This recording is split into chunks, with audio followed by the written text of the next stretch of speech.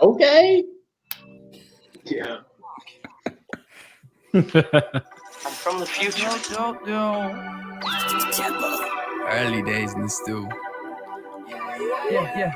Speak it to existence, dream it then I live it. All about my business. Hey, with to different cities, the biddies tryna get wet. Brizzy and Louie Puma. Yeah.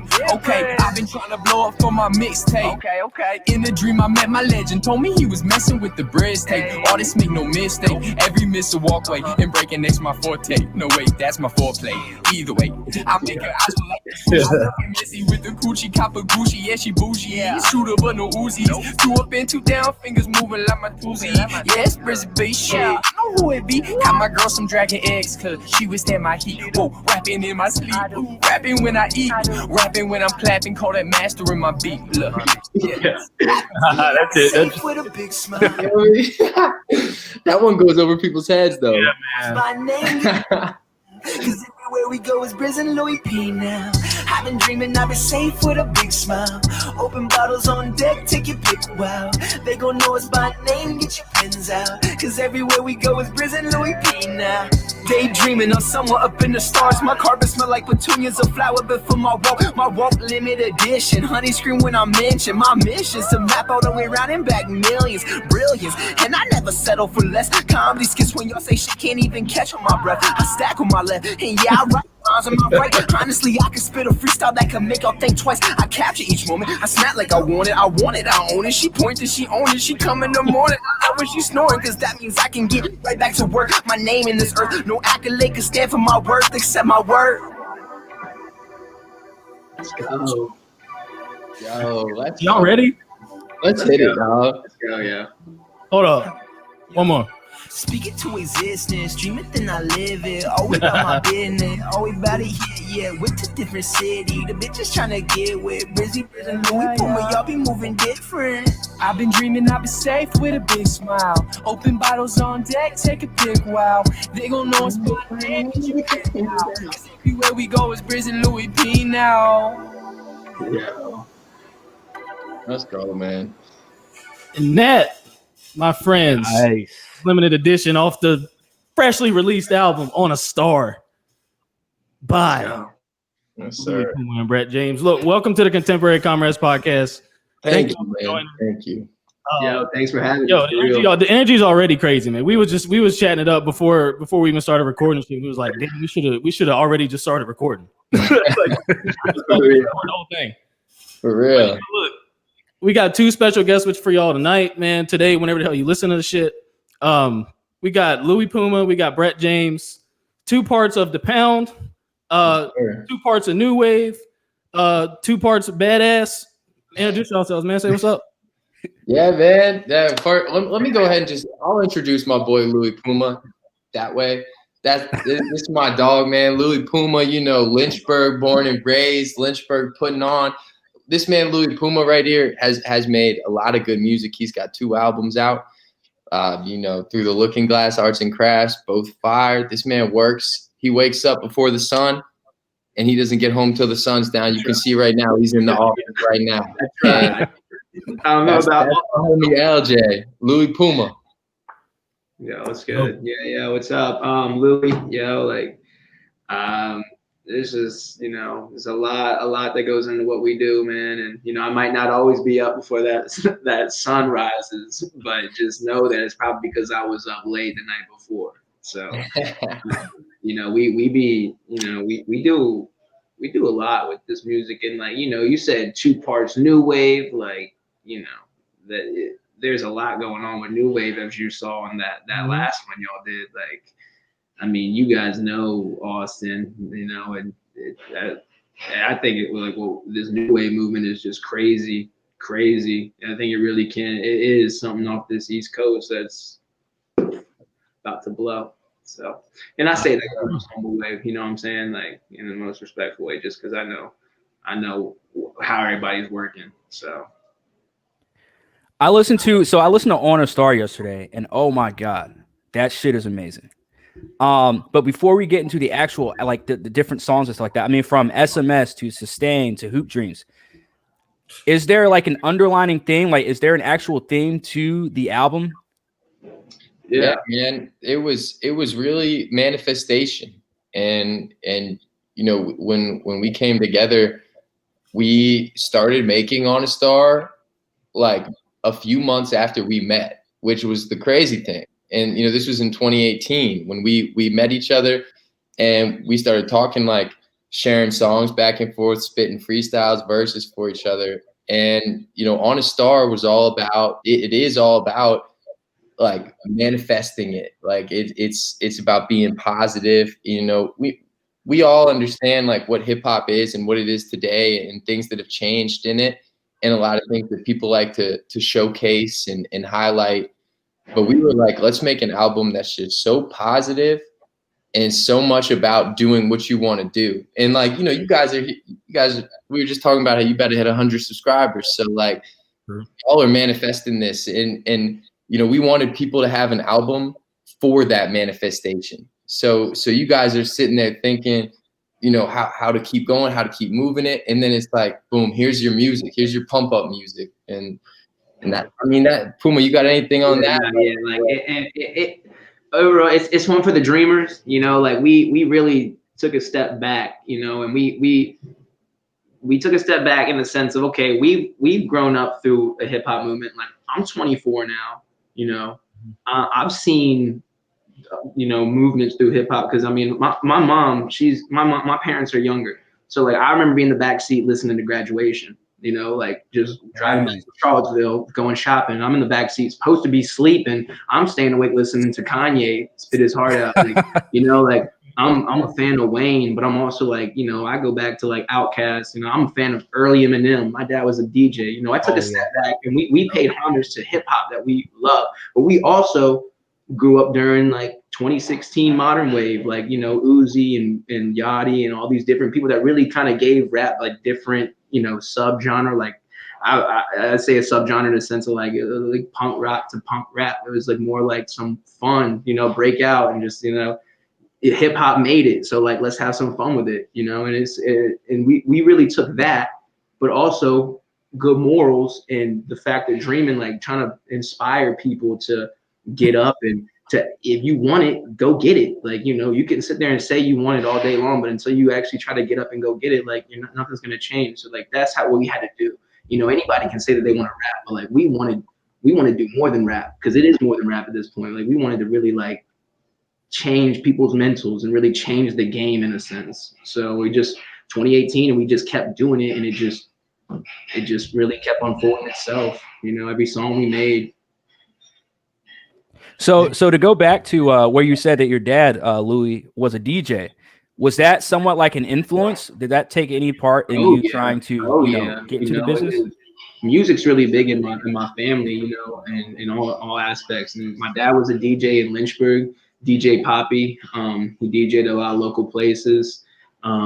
And, you know, I never got to see really, because, you know, it was more when I was younger, but it's like, you know, I saw him in the paper, like, you know, DJ Pop performs at this place, you know, I hear about it to this day. People are like, oh, yo, I used to listen to your dad DJ, man. Like, you used to have these places going, you know, and I'm hearing this as I'm trying to upcome rap. So of course that's kind of like kick me in that, like, you know, kick me a little bit to just keep moving forward. But it definitely, like, you know, listening to techno growing up, listening to rap, listening to, you know, my dad's from Ecuador, my dad's side's from Ecuador, listening to like different styles of Latin music, you know, just rhythm, his own movement. So yeah, it definitely inspired me.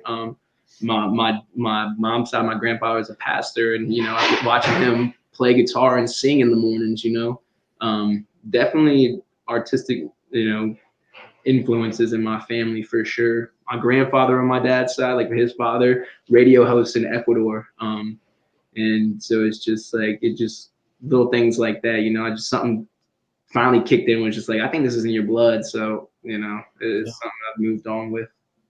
I have a similar story, but I want to hear from Brett first. Yeah, I mean, you know, so what like just the background of music and coming up. I mean, yeah, well, Louie kind of took it in a different direction. So just maybe like what? Yeah, I guess like what is your musical background? Like, what are some of your influences, and like what kind of really got you?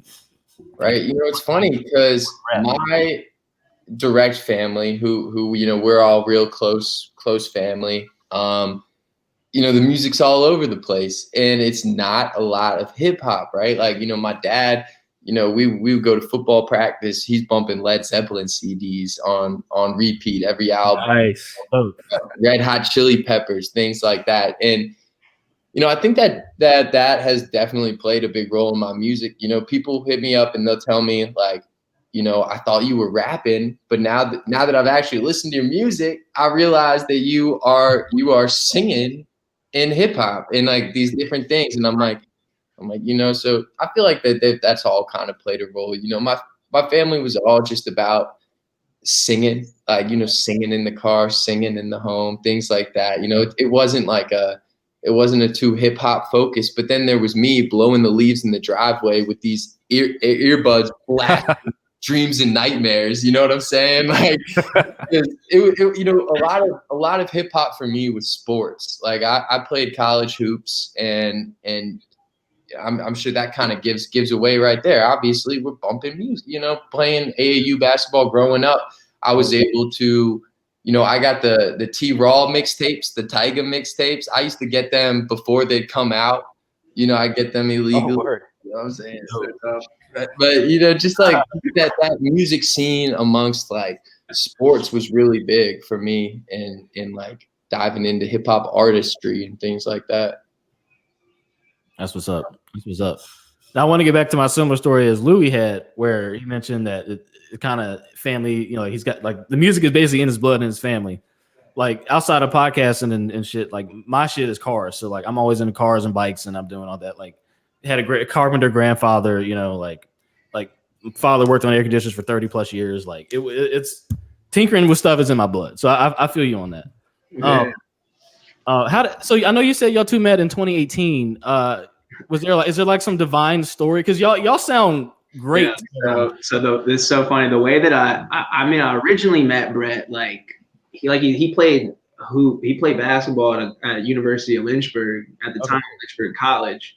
And I used to go there just to like see some friends, and I met him a while back, and I didn't realize I did until like later on. We were like reminiscing, talking like, oh wait, I think we met each other like a while back. But he ended up getting a job where I was working, and I remember he like was dropping off his girl, and I was like, how'd you get here? And she was like, yo, like, Brett dropped me off. I was like, is he still outside? She was like, yeah, he should be. I ran outside. This man's just chilling in his Stang, playing he's playing Trippie Redd's album at the time, Life's a Trip.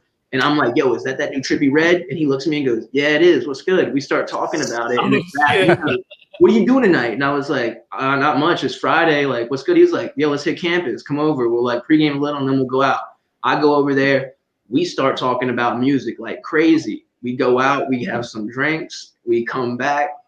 Both of us just start talking about our love for hip hop, and like both of us look like right on the love. It's like, I got music I've written. He's like, I got music I've written. And then like bang, bang, and bang unfolds after that. So it was divine. Got it. It was. That was cool.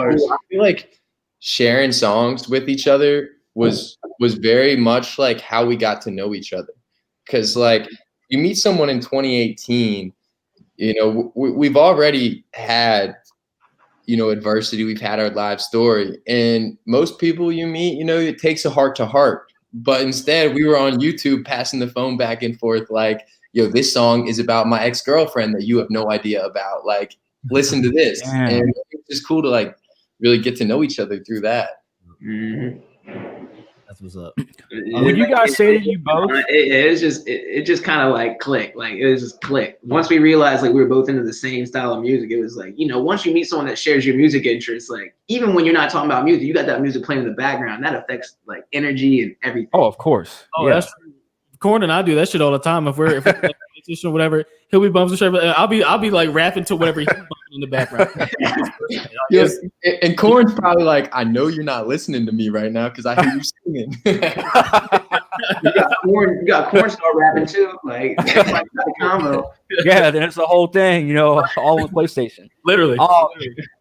So would you guys say that since you guys started in the music industry before you guys met, did you guys kind of like elevate each other's career, kind of? No question about it. This man Puma really fueled me. when I feel like there are stages that every artist goes through where it is recording on photo booth, and then it's to writing with pen and paper to a beat, and then eventually you get to garage band with the Apple headphone mic coming right here, and we talked about the Amazon mic, then you get the and things like that, and it really does take somebody that you care about to tell you are great at this, keep going. And Puma would do that to me over and over and over, and like tell me, he's like, you have to put that song out, like people need to hear that. And I'm like, when I met Puma, I had no music out. I had songs, but I had no music out.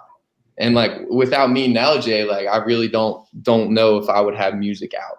Like Fuel, like I don't know what word you said, but like Fueled was, I mean, yeah, no, the elevation, like, yeah, man, like I hadn't even recorded my first project yet, like I had a project that I had written called The Looking Glass that's on my SoundCloud that Austin actually mixed himself. He recorded me, mixed it, and I met Brett before I even like put it down, and meeting somebody like him and seeing such like a appreciation for hip hop and music, and then being able to share through The Looking Glass is like it's a deep album to me, and it's just like emotional. So it's not something I wanted to share with everybody because like I'm like, man, they might judge me off the back if I show them this. It's like gets in my feels a little, but it's like showing him and his appreciation for music and him being able to be like, bro, like that is incredible. Like I want to hear that again and again, and then like stuff like that. It's just like, okay, like maybe I'm onto something. This man broke me out my shell some, and then like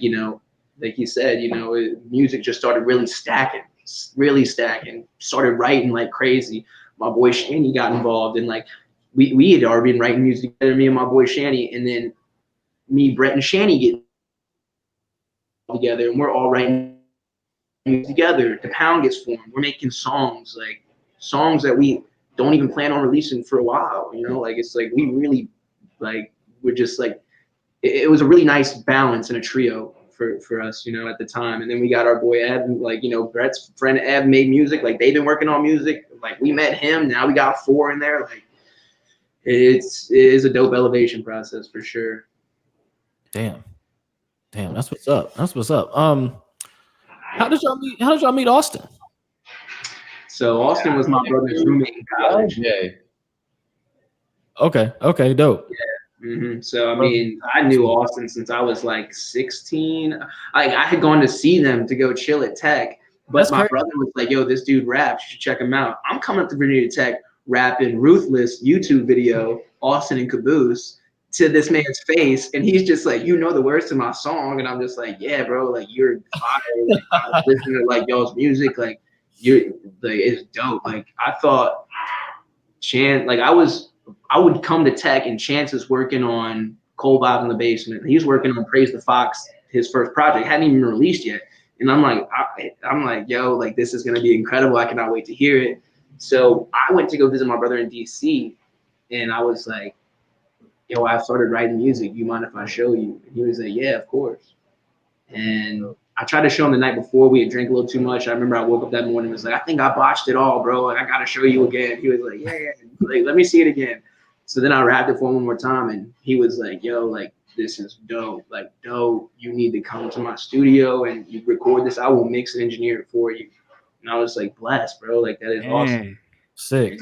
And then after that, bro, I just really stayed in contact with Chance. And, he put me in this new wave chat. I introduced Chance to my boy Shanny, and I introduced him to Brizzy. And, we really, it's from there, man, it just really started stacking more. Like Chance elevated my life, for sure. No, I got a funny story about when I met Chance. And I don't even know if Chance knows this, but I know he's gonna hear this. So this is funny. So Puma told me to come with him to Stanton to record his album. And he was like, I heard the legend about Chance the Mutant. I watched Louie sent me his YouTube videos. I was peeping them. I was like, okay, they're going crazy. I was like, who's that dude in the pink beanie? That was Caboose. But then so I go in. So we get to his crib, and he's like, I'm not I drove separate. So you were already in the studio, you were working, and that was a cool studio at his place. And we go in there, and Chance isn't there, and like the closet's wide open, and I see this like puffy Lakers championship jacket, and I'm like, yo, like let me put this on. And like I was like, just take one picture of me wearing this Lakers jacket. That's it. And then it hit. Louie was like, nah, dude, don't do that. He's a big Lakers fan. Like that jacket means a lot to him. Like, don't put it on. And I was weak, and it's just funny because now being boys with Austin, it's just like that shit really geeks me. I was like, I can't wear his jacket. Like, I can't wear his jacket. Wait, so the first time you met him was at the studio? It was in his. Holy shit. I was in his bedroom before. You know what I'm saying? Before he was like, "Come on." We had been trying to get. We had tried to get Brett to come up, and we were like, "Yo, come up." And then finally, when he got the chance, I think Austin had to go do some stuff with family or something. This when he lived in the townhouse, and he was just like, "Yo, like, you know, you guys understand Pro Tools right now. Plug yourself in, get some recording done. I'll be back in a little while." Next thing you know, Brett pulls up while he's gone, and then Austin gets back, and then it's just like a vibe completely, just because the smiles all the way around. Like Brett can't hold his smile. Like he's like, "Hey, what's good?" It's like, that's awesome. It's like the most organic like shit like I've heard like all week. Like I know I got an all week saying every fucking interview, but for real, like, like, it was everybody linked up, and then like we did the Austin interview, and then like. Y'all saw it because then that put y'all on to us. Facts. Literally during the interview. Yeah, facts. Yeah, he thought that he was like. Yep, literally during the interview. So and then now here we are. You know, it's awesome shit, man. Another organic interaction. Like that's back to what you asked about, like what's behind On a Star. It's like what's written in the stars, and when you are pursuing what you genuinely want to pursue, not what you want other people to see you as, when you're doing what you want to see in your life, things like this happen. We're on the contemporary Comrades right now. I mean, like the right things start to happen, and that's what's beautiful. That's nice. Hey, you want to contemporary Comrades? That's right. That's right. That's some real shit though, because like when we've been doing this cast for about 2.5 years at this point, but like you always say, we've been talking to shit for decades. Like we've been talking to shit since we were 17. Right. But it's really been, you know, like the more serious we've started to take this shit with really within probably the last, you know, I say probably, what would you say, Corn, about a year and a half, we've been like pretty much like all in every week. We got to get something out. Yeah. I'd say about a year. Yeah, about a year. Yeah. And then since we've been on YouTube, the grind's really increased. And it's been like, and like I've always kind of been aware of natural laws and like, you know, like manifestation and duality and things like that. And like, you know, mentalism and things like trust me, him. Yeah. But it's like, I'm really relearning that by, you know, the work we put in on this podcast. I'm really relearning that, you know, the manifestation, like if you put the energy and you put the time in and it's something that you wholeheartedly like want to do and put the effort in, like just gonna happen. And this is above that. Man. My thing around that is like, you know, manifestation, like when you do things that you want to do, you're gonna move in an honest way because you're gonna want to get the best outcome. When you move in an honest way, you affect people in certain situations that in your own personal favor, in the sense of like, you know, because you're gonna say things and you're gonna, you know, be the person you want to be, and it starts coming around you, whether it's me, whether it's Briz, whether it's you guys, like with your podcast, like you'll that energy attracts certain people, that energy attracts, you know, other energy, and that's how it all is. It's like it really just starts building. Like, you know, the moment people start telling lies and start like moving towards something they don't believe in, that's when things start falling apart for them. It's because it's not real, it's not what they want, and then they get lost. Like as long as you're doing what you want to do and put yourself in that position, like I don't see how it can't unfold. Obviously there's obstacles are obstacles, but we all go through that, and it's just like, how are you going to get past that obstacle? It just builds better character, in my opinion. Right. And you don't get to anything good without anything bad, because again, that's you have everything is balanced. Everything has to balance out. With something good, something bad, then you gotta rebalance that with something good again. Mm-hmm. That's dope. There's no better feeling either, though. Like when you're actually moving in an honest way and you're actually doing what you love, whether you get paid for it or not. I mean, obviously getting paid for it is like the icing on top of the cake.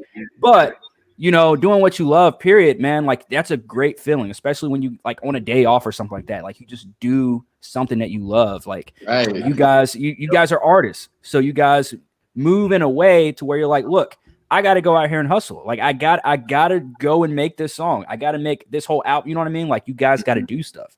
And although it seems like problems but these are good problems to have. That's what people don't really understand. Is that like there are people are like, I hear people all the time, other artists out here in Orlando that are like, oh, I got to do this or I got to do that, man. I don't really feel like I'm like, look, man, like you don't really know what you're going to get once this song is released and you can, you know what I mean? And you can, you're seeing what's happening after that. You're seeing the aftermath from it. But look, man, I know it seems like everybody's trying to get into the music business and everybody's making music and stuff like that. But let me tell you guys something. Like in a city as big as Orlando, I'm not seeing people do the kind of stuff that you guys are doing. And by you guys, I mean all a new wave. Like you guys, Austin, Grizzly, like Caboose. Like I'm not seeing anybody do the stuff that you guys are doing.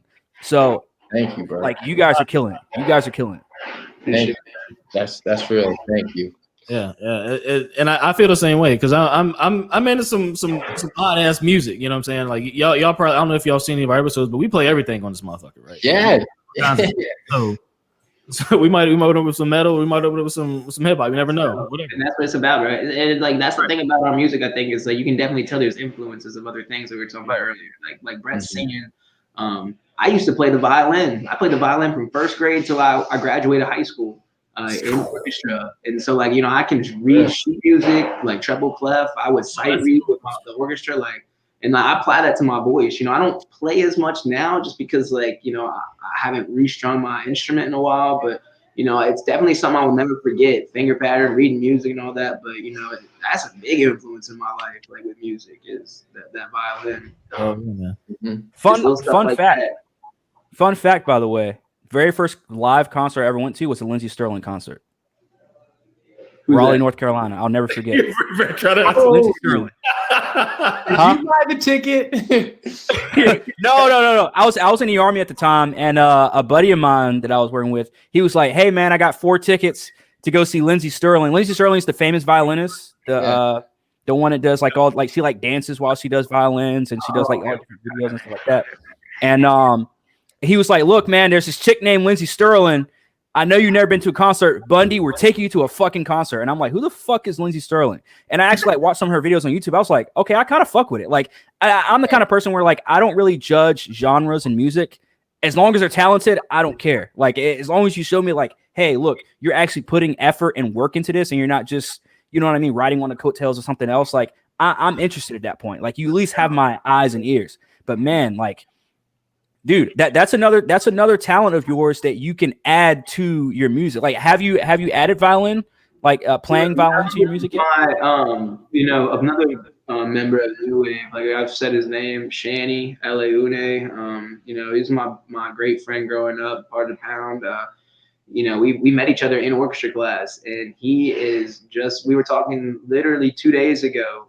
He's about to start incorporating his cello into, he's about to send he's about to send audio files of him playing his cello, and he's gonna get another guy, Ev, in our group to start making beats around the cello.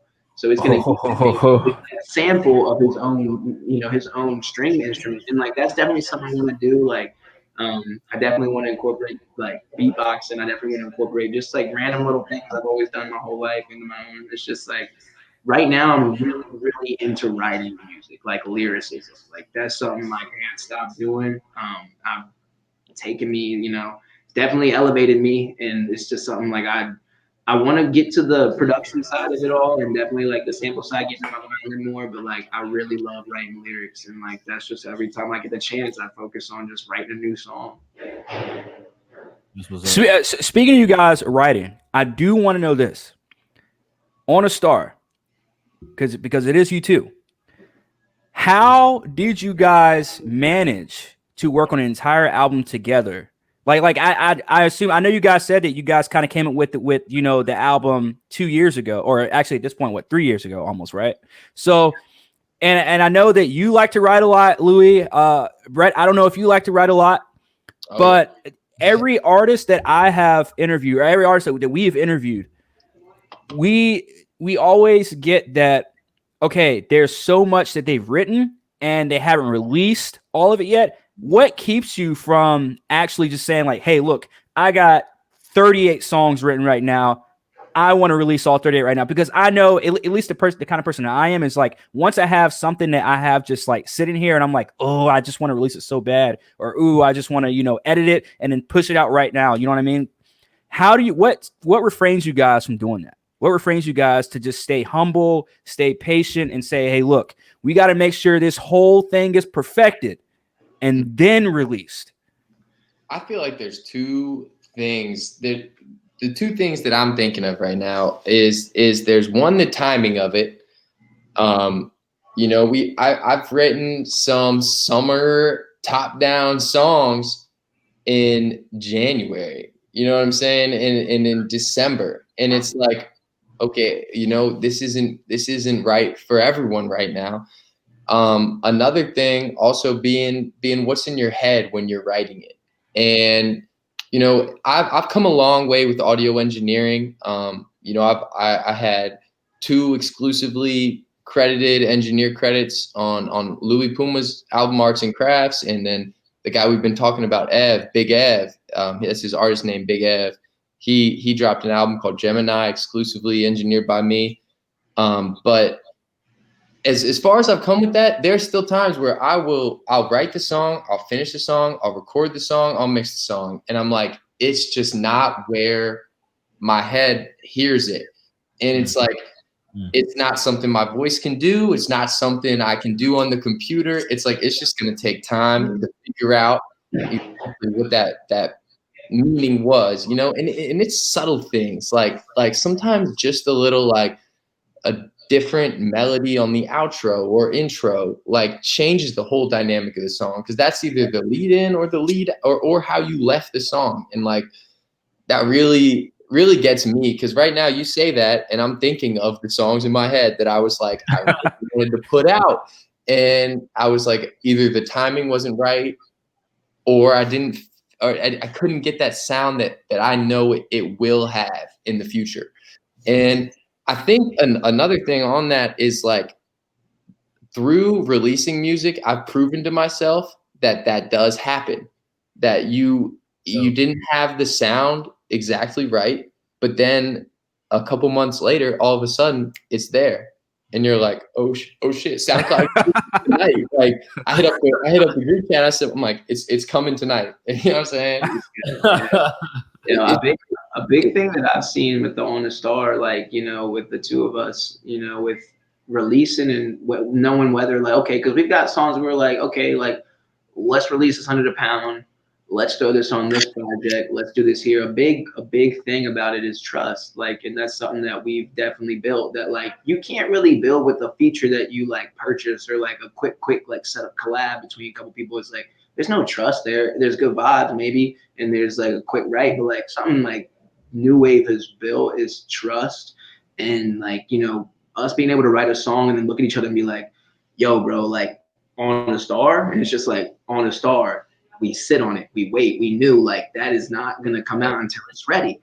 On a Star was recorded during my entire I went down there, like we recorded a bunch of stuff like just throughout the years on like, whether it was like the old mic or whether it was, we upgraded our equipment. When I went down for my birthday, we were like, it's time, like let's go. I went down to visit Brett in South Carolina. Basically we just knocked out, we re-recorded the whole project because like we were like, we got an end date. We want it to be dropped in this time. Like, let's go. So then we recorded everything again on like a set mental, because we trusted each other to like really just sit on that and wait. New songs were born on that project during that weekend that weren't ever supposed to be on there. And like, that's what comes about it, it's trust. And I think you can tell that by listening to the album too, especially from start to finish. Yeah. Because like, Man, it's crazy because like in the album, like start to finish, like it's gap, like the first, like from La La La to Sustain, La La La to SMS, that's like a time period. Sustain towards Big Screen Love, that's its own time period. And then you go Hoop Dreams, and then it goes towards Hoop Dreams, Lights Out. Hoop Dreams was something that was born like later, but like the vibe is Hoop Dreams to Apple My Wrist, and then We Up to All Stars. It really just like it's really like in these like time eras of our mental that we're grown with each other. It's really cool. Yeah. So you're starting to see the maturity throughout the album. Mm-hmm. Yeah. And that I love, you said something about Milky Way and like We Up and Milky Way were the last 2 songs made for the tape. And Really? And I just think that really speaks to, as Puma and I reflect on it, Milky Way and We Up, we've only been able to listen to, a couple hundred times, you know what I'm saying? Because like the other songs, we've been bumping now for 3 years. I mean, La La La, we've been listening to that for 3 years. And it's just like, now everyone's getting it. And I'm getting all these texts like La La La, La La La is amazing. And I'm like, my girlfriend told me in the car today, she was like, it's so funny when people text me, did you hear Brett's song, La La La? And I'm like, 3 years ago. Right? Yeah. But that's where, back to the question was like, that's why it's so important, was because you wait for that reason. Where music is timeless, and the music that we try to create and more importantly release, that music is something that we want to still be attached to our names as we are 35, 40 years old. So it's like, I remember hearing something about Frank Ocean having like, he doesn't release an album until he's heard it for like 2 years or something, like listen to the album over and over. And I think it makes sense. It's like, okay, this song is going to be out forever. So it's like, it doesn't matter if it's in 2020, 21, 22, because it's there for good. So like, let me make sure that it's what I want everyone to listen to forever. Facts, bro. Have them intergalactic beings jamming out one day. What I'm saying? Like, they were jamming out already, bro. They're probably always like, let's talk our shit on the cast too. Right after listening to y'all shit. Absolutely. Absolutely. I think that's something pretty profound about like just the artistic process in general, because like a lot of people, like we live in this fast-paced society. Everything has to be done yesterday and shit. Like I needed it yesterday, all the time, right? And I think people trying to cater to that sometimes can end up losing that true artistic process of putting out something that you want to attach to yourself for, like you said, thousands of years, light years, motherfucker. You know what I'm saying? Like whatever. Like, like you want the shit to last. Like, but also I guess it's a different mindset too. But again, like still, I still think it's something that is lost in a lot of music nowadays, and is lost in a lot of just life nowadays. Just having that patience and being able to produce something quality and the shit lasting forever. Like it's just something that's just gone. Patience, purpose, and meaning. I mean, you look back at some of the greatest songs of all time, and they all have purpose and meaning. You can go back to like songs from like the 1960s, certain songs in the 1960s you can go back and listen to, and it's still timeless. I mean, Brick House, she's a brick house. Like you can go back and listen to that right now. 2021. You know what I mean? Like it's still jam to it. You know what I mean? Like you can go back and listen to shit like that and it still be timeless. And I feel like that's what you guys' music is. Like it's timeless. It's something that means something. It took a lot of work, because we see the artists that don't put the work in. And I think that is the key thing, is that you guys are patient. And again, look, man, I'm a creator myself. Maybe not like an artist, but I try and do 2 podcasts at once, which it goes crazy. It gets crazy sometimes, but running a podcast, like it's like sometimes I want to put out a video and I'm like, man, I don't know. I may need to, edit it or review it or something like this, whatever.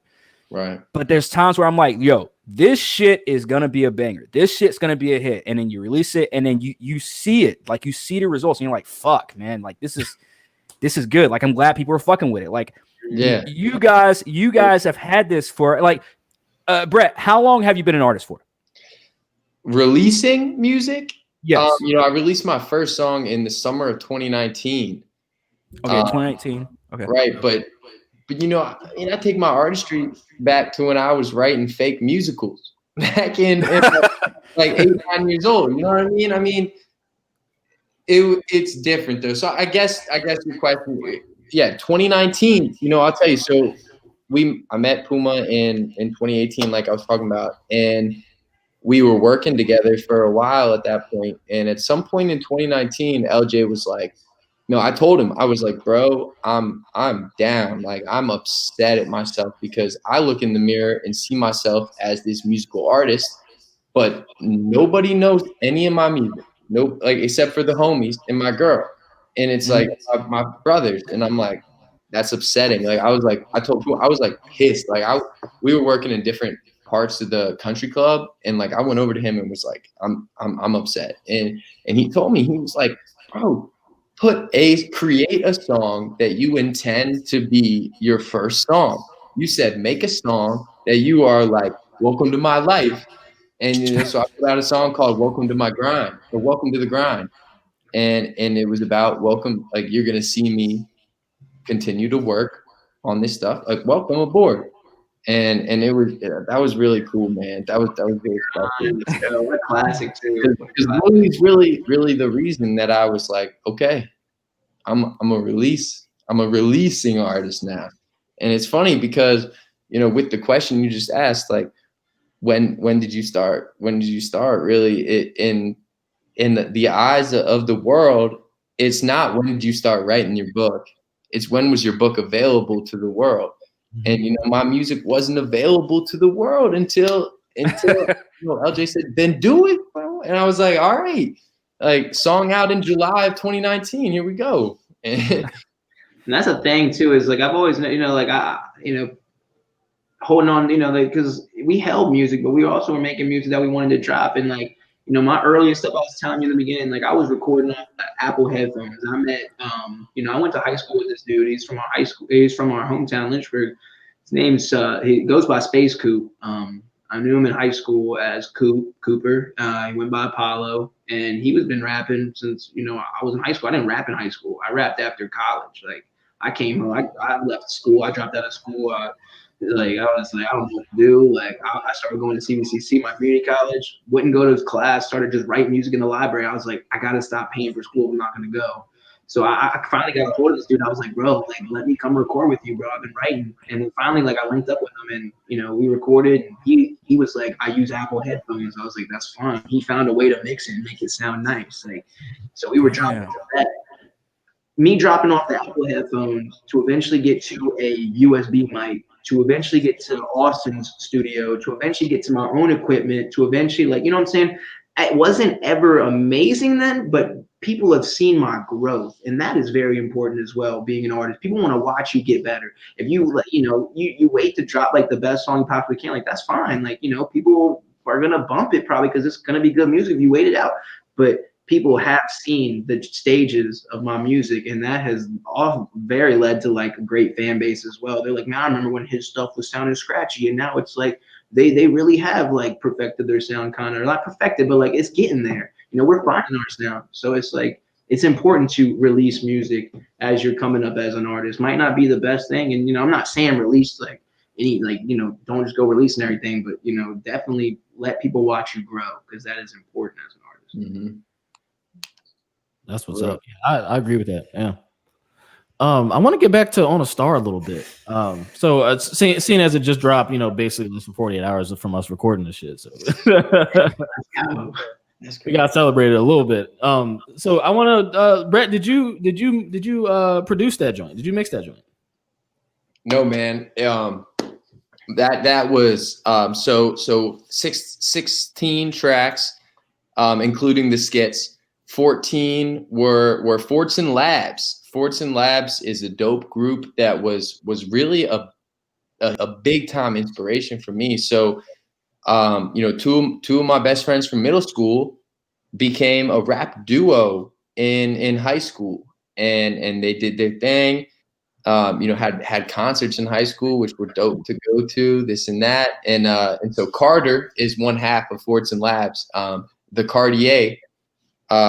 So he mixed everything. He also did my last album, Beach Bums, and okay, he went to tech as well, like Chance, engineering and music engineering, and he's dope, and he's really kind of become like my engineer. And it's funny because people will be like, but you are an engineer. Like, you engineer you produce other people's albums.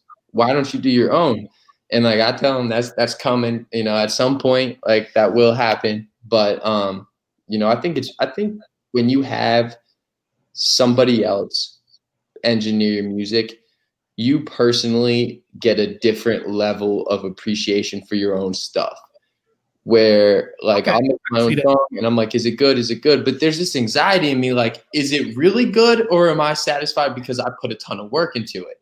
And but then I get a V1 back from Carter, and I'm like, oh shit. I'm like, oh shit, my song broke. And that's just kind of like an important element, because I have a lot less anxiety when that album drops. I'm like, oh no, I know it slaps. Like, Carter mixed this shit. So I just, yeah. Shout out Carter, man. He really did his thing on his star. Dope. And I had one more question. So I know y'all, because I saw, I can't remember whose Instagram it was, but I saw one of y'all said every song has a story. Like, every song on the album has a story behind it, right? It really does. Like none of the songs were created back to back. It also wasn't like, we didn't have a blueprint for any song. We weren't like, we want a song to be about la la la or anything. It was organic. It, like we talked about, being written in the stars. I mean, it was like, wow, that just happened tonight. At the end of the night, it was like, damn, we look like you said, Puma. We were like, okay, that's on a star. Like, that's yeah. Like, okay, yeah, right. Okay. No, so what's the story behind? So I had like a weird sort of connection to Big Screen Love. What's the story behind that joint? Yeah. So Big Screen Love, I don't know.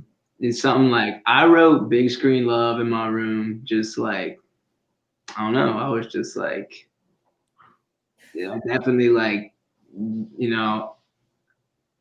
the girl definitely affected a lot of my music from the past. But then it's just like, just other girls that I deal with, and it's just like, I wrote this song and I was like, you know what? Let me give a reason to why. Because I felt like my music has never really been appreciated by like in a life of like my love life or like with women.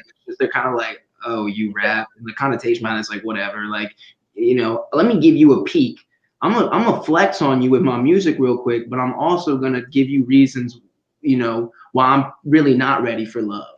So it's more of like a sarcastic form. And I made that song, and Brett came over that night, and I was like, man, I just wrote this verse, like, in this chorus. I think it's kind of tough. And he was just like, bro, like, next thing you know, this man, like, I hadn't even named it yet. This man he sends the song to himself, records the second verse, and then sends me it back with the name Big Screen Love. And he's just like, tell me what you think. And I'm like, named it and put a second. I wasn't fully intentionally gonna write like a second verse. And I heard this verse and I'm like, oh yeah, Briz, yeah. And I love the name, I love the second verse, and like, that's how it was born. And like, it was more supposed to be like, when I first made it, it was more like auto-tune and like drag. But like, when we re-recorded it, Carter brought it to life in a new way. And like, really, like, when I first heard it, I was like, I don't really know. But then like, I was like, yo, nah, that's it. That's it. That's definitely it. So Big Screen Love was definitely, it was more, like I said, it was a flex, but it was also like, let me explain. Let me explain myself, because I definitely like, I definitely am very, very in my music to the point where it has affected my life with women. Like, I can't ever keep a freaking schedule with women. I can't ever like, I got someone different just ask me about my music, and then they like, it's right. It's the life of an artist. Hey, dope. Okay, that's what's up. My connection I thought I had was pretty. I picked up what you was putting down on the song, and both of y'all. Well, shit, that's what happened to me. I mean, imagine you get that song from LJ, and you're like, oh, okay, like let me put my heart in this because LJ made it clear on that song, and it was easy to work with, and I was like, let's go. And, my favorite part of that song, at least in my verse, because obviously I love your part, but it was like, when I was like, and my dad hit me back, and that was just like, and he said, yes, you can, you can make your wrongs right, and that was really like that's important, yeah, right, and being told that, we talk about manifestation a lot, and not needing the outside answers, not needing the they, but at the end of the day, sometimes you just need something. You need someone to say, keep going, or someone to say, you can do that. And there are ups and downs, but like, my dad, it was a real story. My dad was like, yes, you can make your wrongs right. And I was like, Dope. Let's go. So Dope. Yes, sir. Hoof Dreams is my favorite song on this album. Let's go. But with that being said, because I got two really tough questions I got to ask you guys. But I need you guys to be honest with this, okay? First question is, was there any competition with you all? Like, not like, like, oh, I'm gonna, my verse is gonna be better than that, but friendly competition with you guys. Because imagine writing an album, or not writing out, but like imagine doing an album with someone else. Yeah. The way you guys did, was there actual friendly competition? Was there like, all right, well, I'm gonna try to up this guy with this verse, a little bit? I think surprisingly, at least for me, the answer is no. And so I say that, and then there was a moment where I hit up Louie, and I was like, bro, I don't really have a verse on this joint. Like I have the chorus and the bridge, and I was like, is that cool? Like, is that cool? And everyone, he hit me back, Ian hit me back, Ian is Shanny, and they were like, like, bro, you spazzed on what you did. But that's the thing is, it's not really ever competition, because it's like, and I remember being like, LJ, or I guess it was on Milky Way, I was like, your verse doesn't come in until like 3.5 minutes into the songs. Is that cool with you? Like, can we still shoot a music video for that?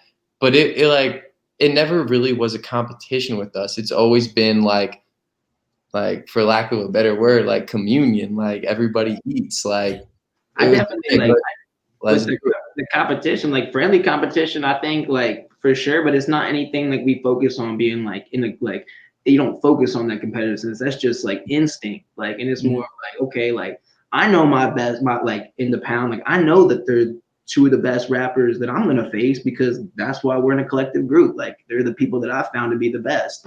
So it's like you want to show up to play when you come to write. Like in that writing process, we take it seriously. Like everybody, like head down, not a word said, until one person just sits up and is like, oh, I'm ready. And it's just like, you're ready? What do you mean you're ready? Like you don't speed it up. Like you're just like, crap, like he's feeling himself. Like I gotta feel myself. Like, you really break it down even more. But it's like, it's some really dope friendly competition. But then at the very end, you like, when it's the whole song's recorded, it's like such like a leveled moment where everybody's just like, oh, we just did that. We just did that. So it's like, it's competition in the most friendly sense. Like it's dope, because like definitely like I respect my best friends as artists, but like, at the end of the day, with every collective group, like, that you've got your own personal image, your own personal like discography, your own personal background, like you want to reflect it right. So I would never say like I gotta like one up my friends, but I'm definitely like I gotta show out, like what's good, like because I know what it stands for. Yeah, no, I think that's facts. And something about our writing process is, all of these songs, with the exception of We Up, but all of these songs, we're in the same room when we write them, when we decide this is the beat that we are going to write to. And, it's funny because at some point somebody is done, right? And somebody is like, do you mind if I spit this out loud? Like, I'm gonna hit my verse out loud. And you'll hear the other person's verse, and you're like, "Oh damn, they spazzed!" Like, "Oh, that was a bar," and you're like, "Oh shit, I need to deliver." Like you're saying, like just like for the sake of my brother went crazy, I gotta go crazy. Yeah. I love that. I love that. So to go back on what you said, Louie, you guys actually write together, or at least. Oh yeah. Okay. That's how we do most of our music. I mean, like, I've got people that send me the audio tracks and they're like, "Would you like to throw a verse on?" And I'm like, "Yeah." Especially like people that I can't be in the studio with because we don't even live in the same like town. But like Brett lived 1 mile radius at the maximum. Through when we met, it was always a 1 mile radius maximum. Damn. How close we were. I'm When he dead. moved from an apartment, he literally moved from an apartment down the road from my mom's crib.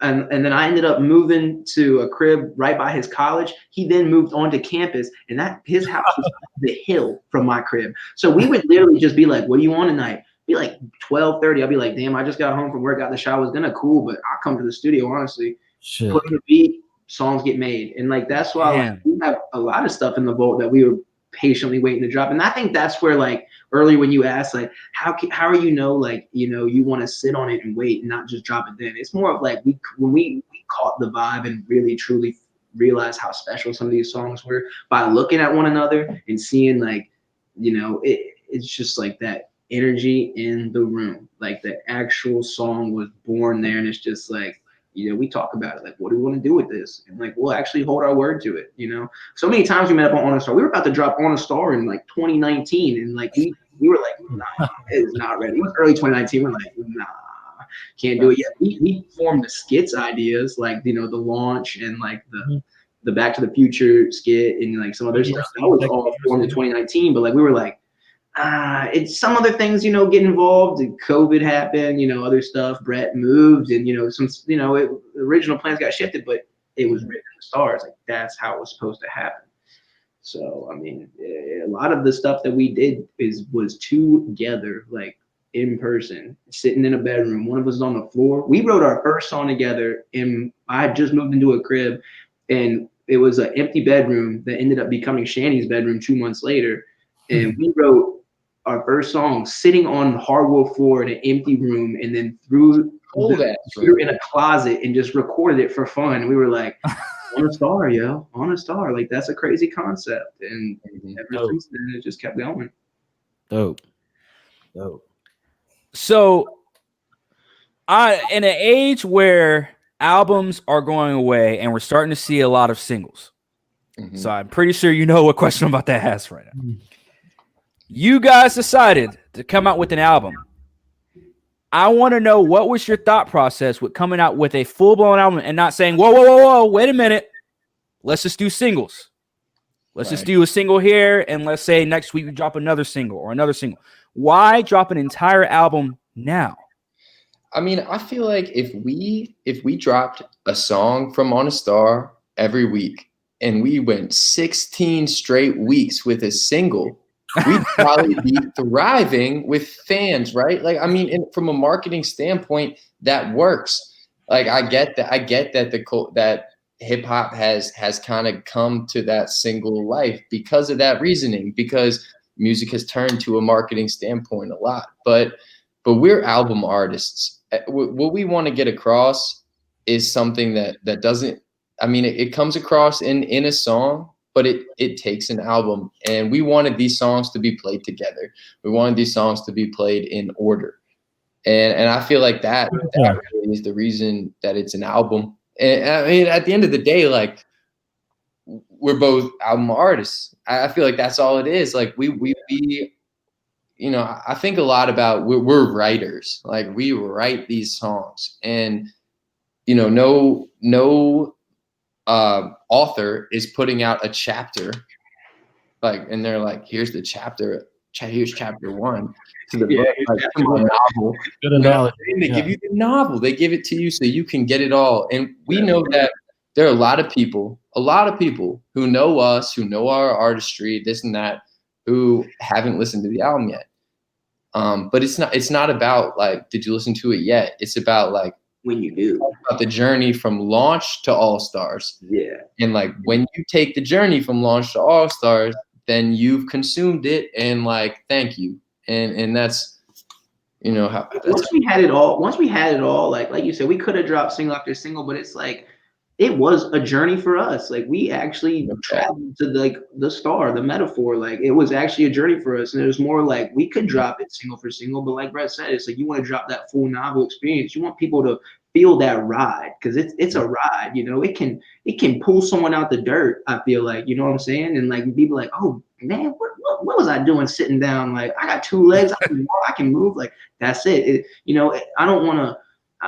We had purpose for this album for that reason. It was like because it saved our lives, like in a sense, you know. Like I had just dropped, you know, I just started making a project, but like before I'd even recorded my project, I'm writing this album with Brett that made my recording process for my first album that I recorded even more fun because On a Star was something so special. Like it has affected my life in many ways.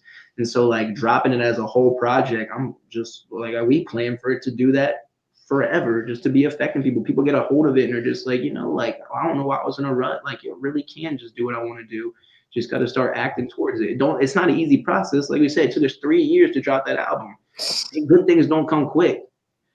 You know, if we dropped all that stuff and then blew up, God knows where we'd be. Like I wouldn't know what I would want to do if I was famous back in like something. Like I'm not saying I'm famous now, but I'm saying like when it does catch on, like I'm gonna be ready because it took my time. You know. Yeah, man.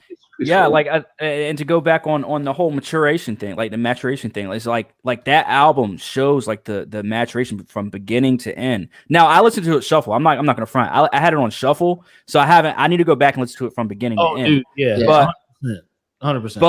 But like from what you guys told me, like not many people do that now. Like this makes me like you guys even more because that's something that not many people do now. Like whether artists or entertainers, whether you're talking about screenwriters, because like even with my other part, like I cover like entertainment and movies and stuff like that. And even like with film now, people aren't wanting to tell the whole story. They're wanting to give you, like you said, Luma, chapters at a time.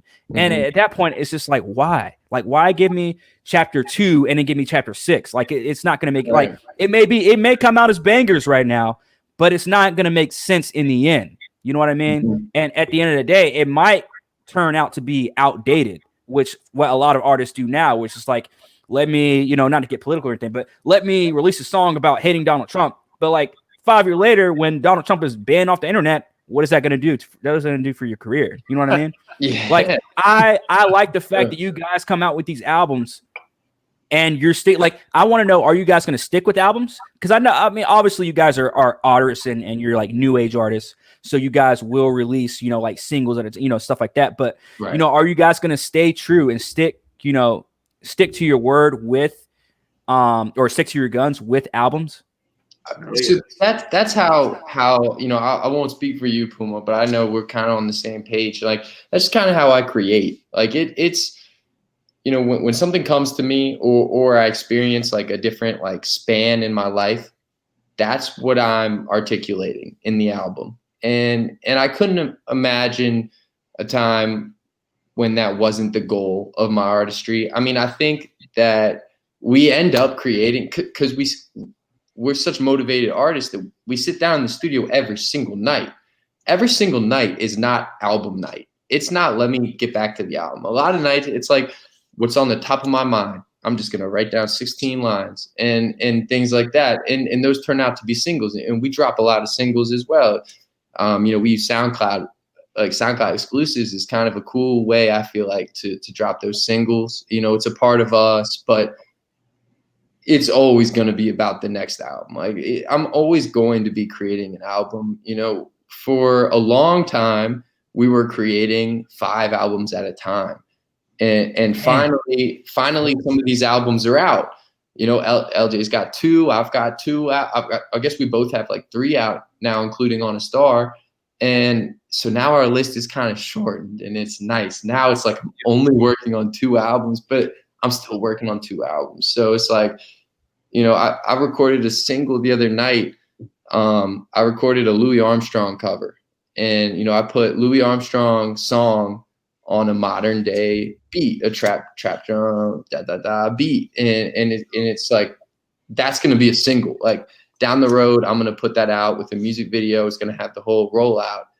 And like, I look at that as a single and I'm like, that would be a standalone single, but it's almost over to me. Like I already recorded it, I mixed it, it's done. It's like I'm working on my album right now. So albums go crazy. Like, you know, we've got collective unit projects coming up, you know, like, you know, I'll just speak on them just in the sense of like DTP.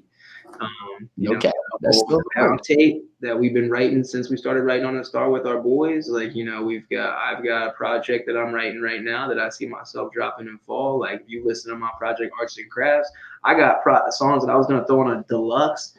I'm just gonna make an Arts and Crafts too. Like, you know, it's more like, you know, just the pop fun vibe of that. It was more like to experience and like express my voice and my vocals and stretch them on a modern sound. I've got a project coming out with my best friend Shani, you know, and that's gonna, it really explains our story from Lynchburg. You know, I was able to express like manifestation with Brett, and I was able to express in my first album, like just like depression and heartbreak, and you know, building yourself back up from that. But like, you know, I get to express like where I come from with my best friend, and like that's really cool too. It's all, I think, like bodies of work are cool. You know, singles are like the way to go, like, you know, in this day and age, if you're trying to blow up. But like, I got income right now. I'm not really worried about blowing up. You know, I'm just having fun making music, and I know it's gonna come eventually. Just stick to our guns. But yeah, no, staying true to the body of work, staying true to my artistry is important to me. Like, I never want to like quote sell out. You know, I don't want to be that artist. I just want to keep, you know, making good music, and like the bodies of work are where it's at, man. You can tell a whole story, and obviously, as you can tell through this podcast, we like to talk. So hey, not wrong. That's perfect platform. What'd you say? Don't we all? Don't we all? Yeah, especially last year. I feel like a lot of people last year actually finally realized that they actually like to talk. Like 2020, everybody realized everybody likes to talk. Yeah, sections became better than the post. Yeah, man.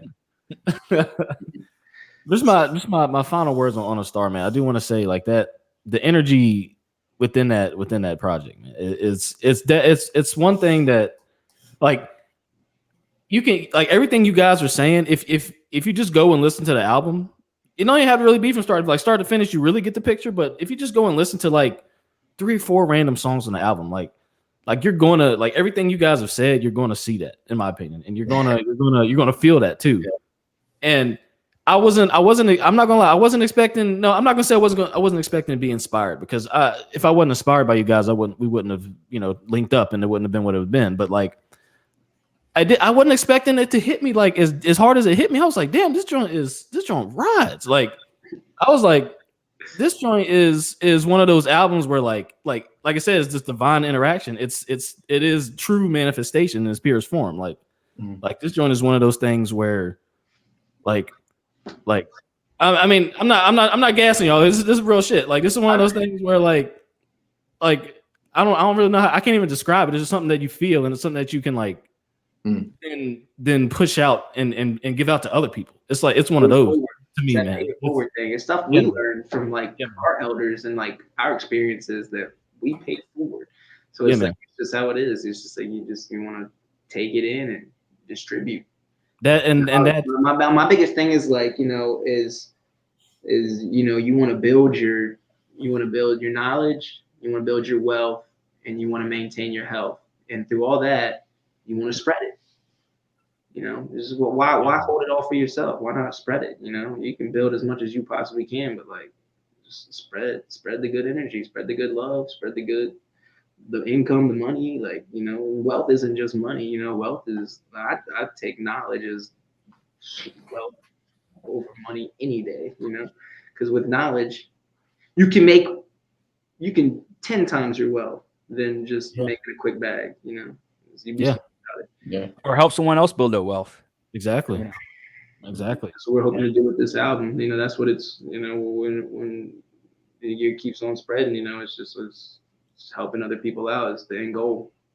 Exactly, man. And that's what we're doing right now. This is a one, you know, this is 4 squares of help and positivity and manifestation and all that. You know what I mean? Like, right. It's all that right now. So it's man. That joint really is is a truly inspiring album, man. I do mean that. So I want to make sure I told y'all that because that shit rides, bro. Thank you, man. That really is everything. That really is everything. Thank you.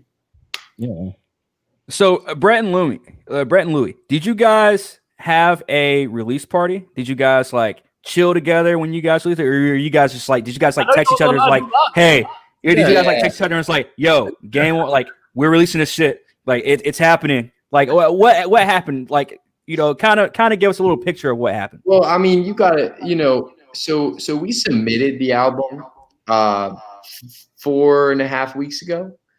So that was a long ass period of time where the album was finally finished, where we had waited 3 years for it to be finished. And now it's like, oh, this 4.5 week countdown is killing me. We both like, we'll text each other every day, like just listen 2 times through cover to cover. And we're like, it's time. Like we're hyped. So then finally day of drop day, which, basically for a Friday release, like Thursday is drop day, because like we're gonna stay up till midnight. Yeah. All day, like we're waiting. It's like 9 hours left, 8 hours left, and then at 11 p.m. I'm like, 1 hour to go, let's go. I get a notification on my phone. It says Louie Puma went live on IG. I was like, oh shit, let me get on this. I think we were live for like an hour, like leading up to the hour. 45 to an hour, 45. I was here for like 5 minutes. Say what's up. I remember that. It was just random though. Like that's how we do. Like we plot our music, but like our social schemes, like it's just. I mean, we have fun. Like this is. You got to. Oh, for sure, man. Yeah. For sure. So it's like I know some we take a lot of our steps very seriously, but like when it comes to stuff like that, like. We just wing it. Like we're just like, yo, like I jump on the live, he jumps on the live, just like, what are you doing? He's like, I'm just chilling. I'm setting up a studio at my friend's house because we were just cool in there. Just talking about random stuff, man. Like, and that's what it's all about. I guess my phone like kind of glitched out or something, because the whole time we were on live, it was like one person is viewing this live story, and I was like, fuck it, like fuck it. That's the way I am sometimes. I'm like, fuck it. Whatever. Yeah. Right. But at the end of the call, Puma was like, yo, there were hella people in there in the live. And I was like, were there? Like, I only saw one motherfucker in there. but it was, I get my phone was messing up, but it was really cool, man. Dope. It was a cool build up because, you don't know what to expect. And at the same time, as much as you can plan, scheme, market, you don't have any control over drop day. That it is out of your hands and into the world's. And it's crazy that you said 48 hours. I'm like, damn, it's really only Saturday. Like the album came out yesterday. So it's like, it's hard to believe, to be honest. It feels really, really fucking good. Oh yeah, bro. Oh yeah. I do want to ask, so I have I guess it's a 2-part question maybe. First part is, are there, well, I guess it's kind of, well, actually, you know what? I'm going to change it to 1-part question. What's next for each of you throughout 2021? I know, Louie, you just said you finna drop an album probably in the fall or sometime. Yeah, so I got a project. I'm still figuring exactly out. It's not named. I've got a few songs based around it. But I got an intro and I got an outro that have a pretty dope meaning, and like that's really how I like to like really level it. It's like, how do I want to start and how do I want to end, and like what's gonna really like be your ups and downs, or what are you gonna be your main focus points within it. So I got that on the way. A big thing is like I'm prepping with my friend Shani as well, and also like I just want to like drive this album, and also just I want to get into a little more mixing, honestly. About to currently purchase my own laptop because I've been sharing with my best friend. Like I've had like the microphone and stuff, and he's had the laptop. It's all of our equipment, like I view it as my laptop and he views it as his microphone. But like I really want to get my own laptop and really just like really get into like finding out my own mixing on my own self, just to like I think any artist wants to be able to do that. Just seeing like people like Mac Miller, like in videos of him like getting in his own production and then start saucing his own stuff. Like I mean, that's playing inspiring. all his instruments and everything. Yeah, man, he was So it's like that's big in 2021 for me. Also just being a better person. Just making sure my family's good and my team New Wave. Like we about to go to LA. Like we about to go to LA in April. Like it's the New Wave. Like it's a trip. We're gonna go experience something different and like there's big schemes in 2021. A lot of visuals coming out. I'm working on a few videos right now, and dope. 2021's plotted pretty well. Definitely trying to get into some acting too. So that's Okay. Dope. Yes, sir. Bro, what about you, bro? Yeah. I mean, so I'll go ahead and drop the bomb. New Wave tape is on the way. Oh, word. Oh, word. Oh, I've been waiting to hear that shit. okay. Man. Yeah. No, the New Wave tape's on the way, and it's really cool to have these files, on my computer screen, bumping them, listening to them. I'm working hard on that. Besides that, I guess I'll say this. I've got it's a tape. It's a love tape. I'll leave it at that. I can't even really put a genre on it. I don't really think you can put a genre on a star. I don't think you can put a genre on art crafts or beach bums. I think we make a lot of different music. It's like, okay, it's hip hop, it's pop, it's R&B, and it's like so my love album is gonna have it's gonna have hip hop. My single that was out, Berlin and Jazz, that's on the love album. But that's probably the most rapping I'll do on that album. I'll just leave it at that. Okay, sick. Yeah.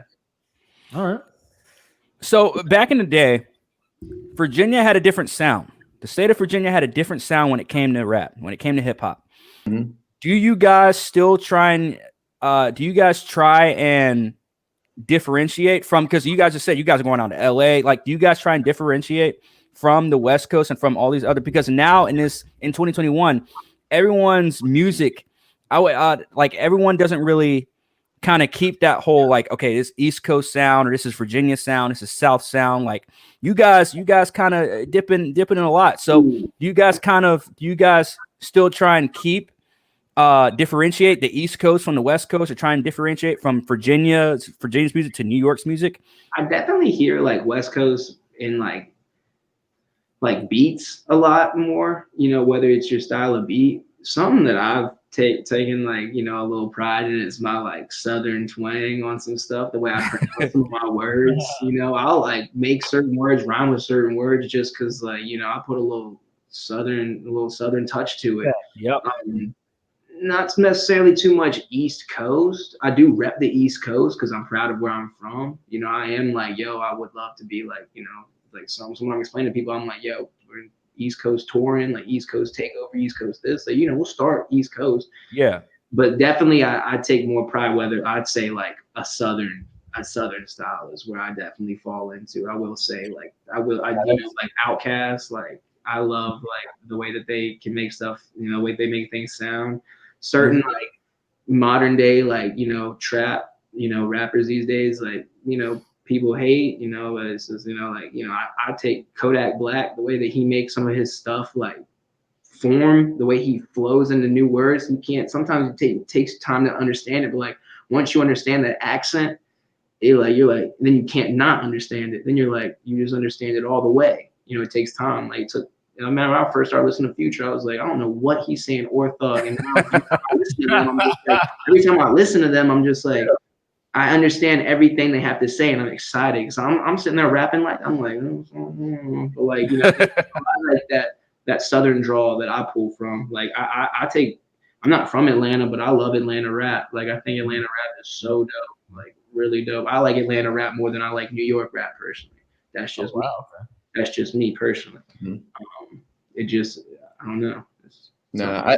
I think we hear a lot of Southeast. Like that's what people will tell us our sound is the Southeast sound, which is kind of funny because, but no, like we I don't know. Like personally, like no, like when I'm making music, I'm not like facts there. Yeah. Like it doesn't matter. Like if I sound like a like people a lot of times will tell me, they're like, I would have pinned you to be from California, and I'm like, you're funny, like I get it, but nah, it's just like I'm just gonna continue to make the music that like comes from here, like came from here. It's just like what was relevant and resonating with myself, and then it's like it sounded like a New York song. Like, oh, thank you. Like, cool. Like, I'm going to run an ad in New York. Like, you know what I'm saying? Like, I let the people, the listeners, they can tell me where my vocal belongs. But that range of vocal that we've also established, like you got songs where Brett's singing high, I'm singing high, and you got songs where we're like deep voice, like we're just spitting, because like it's a different range of emotion too. Like our emotions affect a lot of the way like we do our stuff, I feel. And it definitely is a bunch of different sounds. Like you could check the SoundCloud out, it's all over the place. Like you got like auto tune, you got singing vocals. This man's doing covers, Louis Armstrong covers, and then he's also got a Tory Lanez cover, and like he's got just his own singing music and stuff like that. I've got my own singing. You go from swim at your own risk, and then you listen to something like Desperado on my SoundCloud. Two completely different sounds. But it's like I was never worried about like, oh, like who am I gonna sound like? I just was like, I really just love making music and like listening, playing the instrument, listening to my father, him talk and knowing like his background and always knowing that it's just I've always just thought of myself as an artist, and it's I think the biggest artists are people that just are always making something new and fresh, and like that's something I've always taken. Like what we've done has always just kind of been fresh, That's what Brad was saying. Not a lot of people have ever been like, oh, you sound like so and so, or because they have. And people are trying to just like get a quick comparison, but at the end of the day, like a lot of people are just like, yo, like that's just a really fresh sound, and like that's kind of what we focus on big time. It's like keeping it fresh. I would have to agree with that. Now, I want to ask both of y'all one more thing before we hang it up individually. Now, you know what kind of podcast this is, right? Y'all, it's been a deep interview. It's been a great interview. yeah, I want to know, if you left this earth tomorrow, what do you want people to know about you or your music? Ooh. I'll start with you, Brett. If you left tomorrow. Right. What do you want to just one last little line? What you want to leave people with? I'm gonna take a deep breath for a second. Yeah. you got me like because we talk about manifestation. You know what it is at the end of the day, right? I hear a lot of on how people view me. It's impossible not to hear how you're viewed. Mm-hmm. Everyone has their idea of how people view them, right, wrong, and in between. You can figure out your, I guess, identity to a lot of people. My mantra is aggressive positivity, and that's how a lot of people see me. A lot of people view me as this smiling guy who's very positive. But what I would want people to remember me as complex and real. Like I may be this very positive person and very, hyping each other up, this and that. But, I want people to remember that there is this complexity that is heard through my music. And I think that's, what everyone does in all forms of creation is leaving something behind.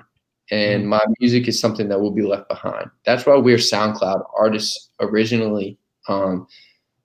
It wasn't like, can we blow up? If it was, can we blow up, every song would be on all platforms.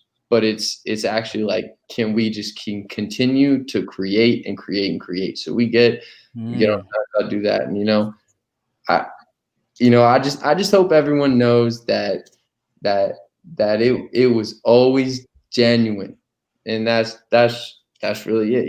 It can't always be happy. As happy of a person as you may have met me as and seen me as, I'm not always this happy.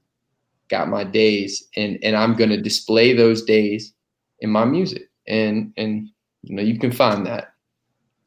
Yeah. Respect. What about you, Louis? Man, you know, like the main thing is that I want to like always be known about my music and like my image, like because you know the music is just a part of Louie Puma, Brett James, New Wave, like you know that's just like something that we can do to like really take off a lot of other things we want to do in life. You know, like I said, I want to get into acting.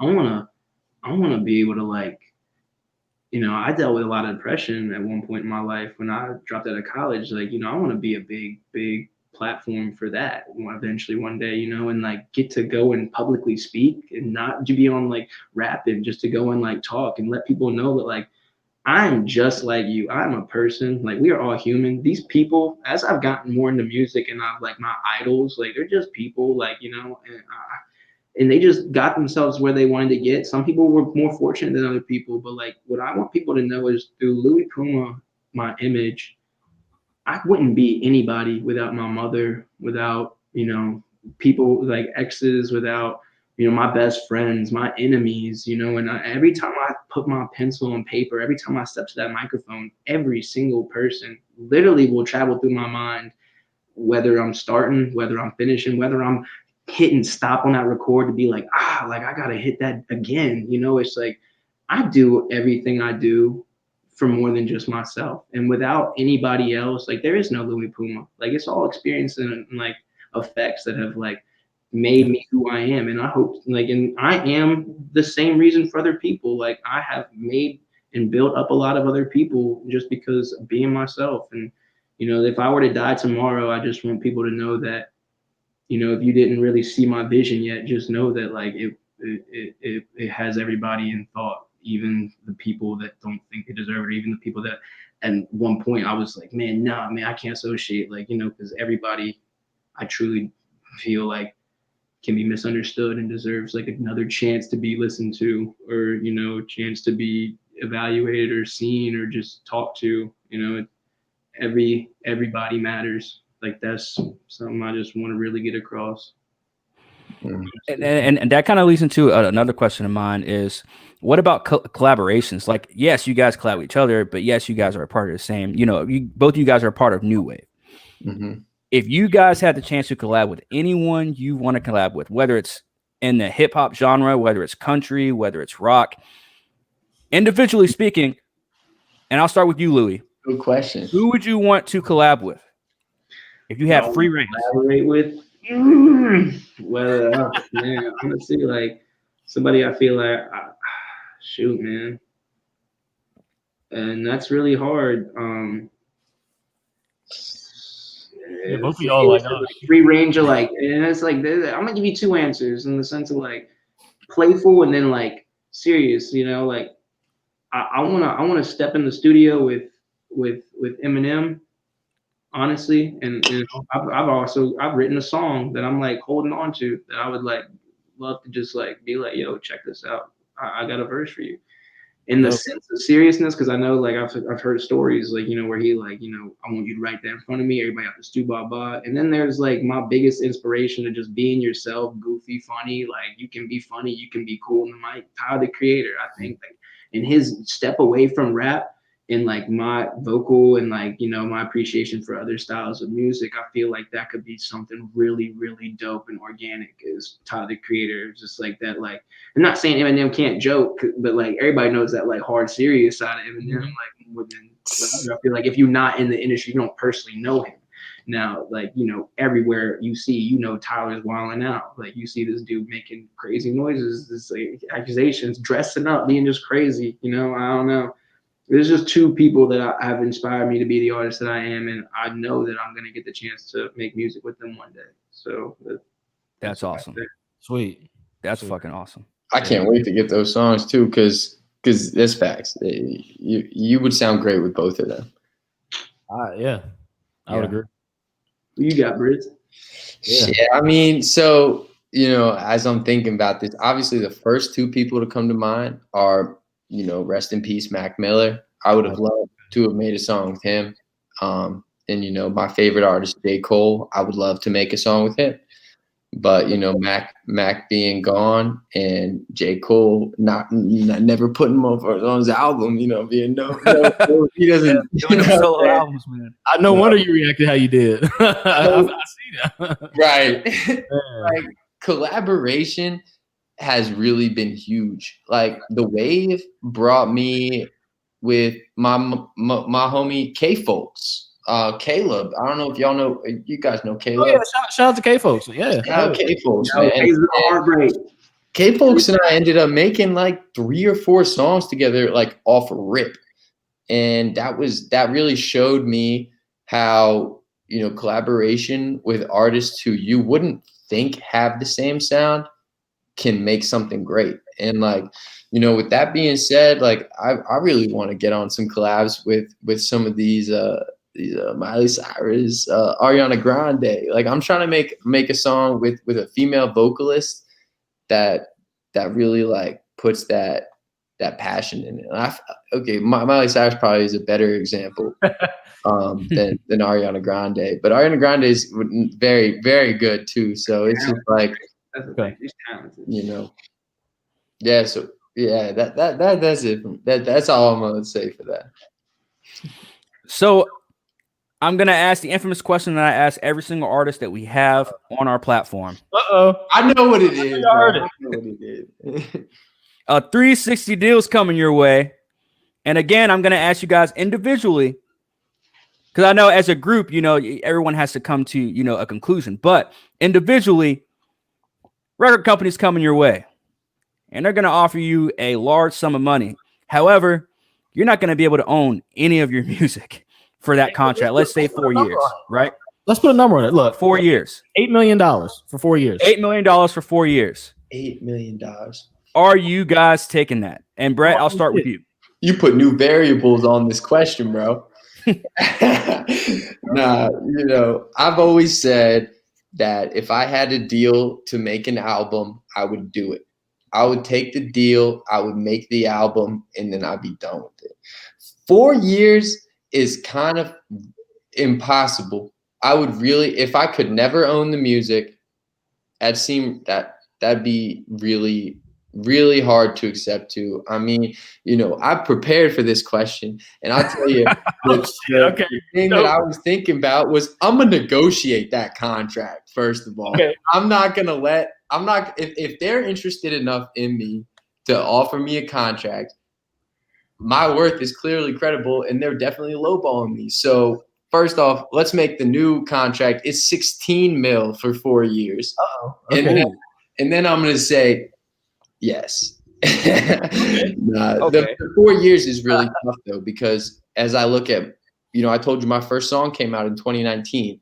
And if you told me that I didn't own my catalog and I would not own my catalog for a whole another calendar year, I'd be distraught. That's tough. I would do an album deal, but I couldn't do a time period deal. I could do a project, and I could say, okay, I made this album for this label, and it blew my name up, right? Because it's Atlantic, it's Universal, it's a label. So all of a sudden they're like, did you hear Brett James' last album? Like, because it was everywhere, because Universal puts an album everywhere. And then it's like, whether I own that album or not, and that's the most grossing monetary album I have, it sucks that wasn't it for me, but that's going to cause On a Star to generate a lot more money. And that would be okay with me. So to the 8 million for a year, nah, man. All right. but that's the way they get you into the door. It is. Accepting that deal, 4 years, so much money, and then once you're done with that contract, they're like, hey, we want to give you another contract for another, let's say 6 years, and then and then by that time you're like 35, and you know what I mean? Like you don't own any of your shit. You know what I mean? Yeah. Nah, and that's the reality of it. As we as aspiring, lifelong artists, it's all of us here. It's like you can't sell yourself out, but there are very good business moves to to continue what you're trying to do. And as we talked about it, like I don't know if we were recording when we said this, but like the icing on the cake being the money.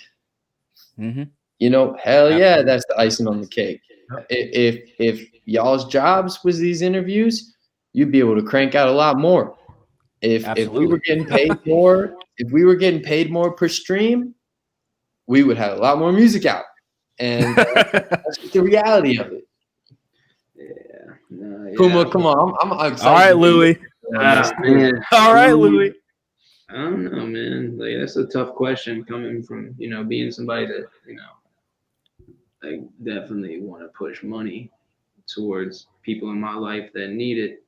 So I feel like money could make things a little different in some aspects of life. But I mean, you know, the person I want to give it to the most always tells me money's not everything. And sometimes she just wishes that she could get a little more time of my time. And I just sometimes can't give it because I'm always grinding, whether it's at my job here, whether I'm making music, or whether I just need a little mental me time to do what I do.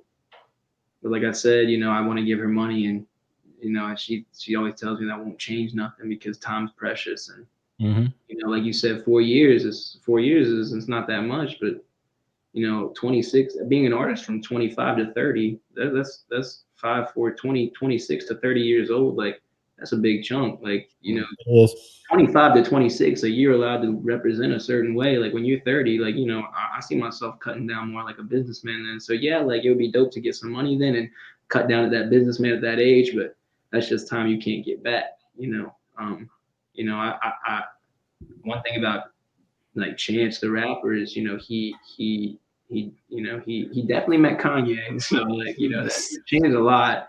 True. But you know, one thing of his that is dope is just like he's always been able to be his own artist, and it really led him to figure out who he was early in life. You know, a lot of the rappers in the same class as him, they're still trying to figure out who they are.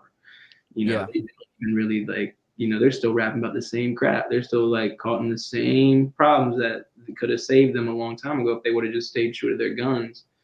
So I mean, personally, you know, and I'm gonna say this full-heartedly, nah, man, I wouldn't take a deal, and that's something I got in some upcoming music that I want to drop, just covering that, and it's just like I just couldn't do that, especially just feel like it would turn on some of the things I promised my family, and that's time, and I hope to God that I'm always gonna be able to give them time coming up. You know, I put a lot of work in before, so that it's gonna get a lot easier coming up. I got stuff plotted out. You know, I got basically my 2021 plotted out when it comes to like music and drop. It's already all written. Now I just got set to the mic, and like I think that's the easy and the fun part is like laying it down. So you know, I will say no. Damn, you're the first person we've had on here that said no. That's and it was genuine on like that was deep. I told myself plenty of That was times deep. If you would have asked Louie like, you know, a little bit of time ago, like, you know, not even like that long ago, but like, you know, I just will not forget, you know, because I see where we're going, and I guarantee my mother, you know, I guarantee her like that there's money coming. I promise, like, you know, it's not gonna be like this. But she could care less, man. If I handed her $1 million, like that's not gonna change some of the things that have happened in my life, like with me and her relationship. Money doesn't change nothing. Mm-hmm. You know, you hear a lot of these artists like they're like all up and up, and then they get in their feels and their story, and they're just like, man, how can you be this depressed with all this money? You know, that's something I pay attention to big time. Definitely want to give back more, but that's a tricky question though, man, for real. And it takes a lot for me to say no, but you know, it's something I will say that. I like Brett's side though, negotiate that shit. Right. Yeah. Okay. Get that joint and start negotiating then. Yeah. Yeah. I like it. And as similar as you guys are, this shows that you guys are also individuals. And just together with like what you all create, man, and what New Wave. I'm still distraught by the writing process. The fact that they like write together, like sit in a room and just hone in on your craft. Like I like that. And you can tell, like you can tell. Look, like soon as you said, I was like, damn, and I was like, I instantly could like, yep, okay, I can tell now. Yeah, it's crazy. We wrote the All Stars chorus together. We wrote the La La La chorus together. Okay. We wrote All Stars chorus together. Yeah, All Stars, limited edition. We were like writing some of like it was just we were always like looking up, and like one of us would catch a catchy melody, and we would just say so many different lines. Like, that's a line. Let's throw that one in there. Yeah. Like, hey, that would be cooler. And we write a chorus and be like, yo, let's switch this around. And then it's kind of like it was crazy. Like a lot of them, like our verses would come before the chorus, and like it was crazy. Like the telepathy like within the room is crazy. Like between me, like Milky Way was a song that like I don't even know how that song was made. That song was just like on some just we were all vibing. We all wrote these like verses and like I don't know. Brett comes with this crazy chorus. We were like, what? Like, you know, but everybody just kind of did their own thing. It always ends up being on the same page because we don't just like, yo, meet up at the house 4:30. We're writing music. We're gonna chill. We're gonna chill all day. We're gonna catch a vibe all day. We're gonna go get dinner. Go to the bar, or like we're gonna go, you know, go outside and enjoy ourselves. Like, you know, we're just gonna chill. Whether, you know, we're just like whatever we're doing. But we always end up. It's like, yo, someone throw some beats on. Beats get thrown on. We've been talking all day. Our writing's gonna correlate with one another's. So and that's funny because the songs that we make at the end of a day usually end up being a synopsis of the conversations that we had during the day. And I think that's always so cool. It's like, bro, we were talking about that earlier. Your bar, like, it's like, yeah, I know. Yeah, it's cool. It's a cool process. Hell yeah. So to go back on to what Louie was saying earlier about kind of everything clicking, you know what I mean? Like how you have one song on SoundCloud that sounds completely different because it was from the early stages to what we listened to last night on Spotify. Once you guys hang it up, once you guys are done, after that, do you guys see yourselves giving back to the hip hop community? Yeah. So, and if so, in what way? You know, there's a story that I've been wanting to share all night that I just think is you know, in line with all the genuinity of everything. Was we shot the SMS music video a couple weeks ago, and basically we shot the SMS video in every location that we made the album. It was all in Lynchburg, right? Like we lived in Lynchburg. So we went to the apartment I was living at where we recorded songs. We went to LJ's apartment where he was recording songs. We went to the crib, to my college house, recorded Sunshine Market. all these different, to the Sunshine Market, the corner store in SMS where he says, corner store, copping another Rello. You know, that corner store, that damn corner store is in the music video. And, you know, so we're at the corner store. And this dude is laid up, no cap, laid up on the ice cooler outside with his girl. And they're like, y'all shooting music video. He was like, y'all rappers. And he was like, y'all are nice, this and that. And he was like, I can't wait to see what you guys do in the future. And LJ was like, I'm bringing it back to this neighborhood. LJ was like, I grew up on that street and it's all, and like, I'm putting back. And that shit was just, you know, LJ is, you know, Louie Puma, excuse me, you know, very clear with his intentions on giving back and his methods of doing so. And I you know, that's a part of the manifestation. Yes, like, you know, when you give back to that neighborhood, that's going to be crazy. Yeah.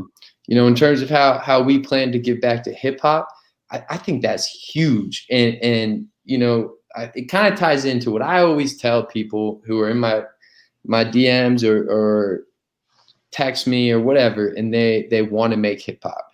And I feel like that is almost like the most important thing for hip hop. It's like, who is inspired enough to continue making hip hop? The reason I make hip hop is because I heard hip hop artists before me who, you know, gave me enough inspiration to make it on my own. And, you know, I always tell people, give yourself a situation where if you feel inspired, you can create content. You know, so I really, you know, specifically want to provide that for people. I want to be able to give some crazy little high schooler kid who's got bars. I want to give him an Apollo interface. I want to give these young artists that equipment and that opportunity, because there's so much music out there in the world on SoundCloud that is amazing, that has like 10 plays. And it's like, oh my God, like, did I just come across this kid? And it's just like, what if he was recording on a real mic? So I'm always just going to be trying to find that person who doesn't have the reach. And I want to, give them that reach. And, give back is almost a term you think you have to make it first. Like, I want to be able to give back from here on out. So, my college degree was in marketing. A lot of my work has been in marketing, which, turns out to be corporate, this, that, but that's not what I'm doing.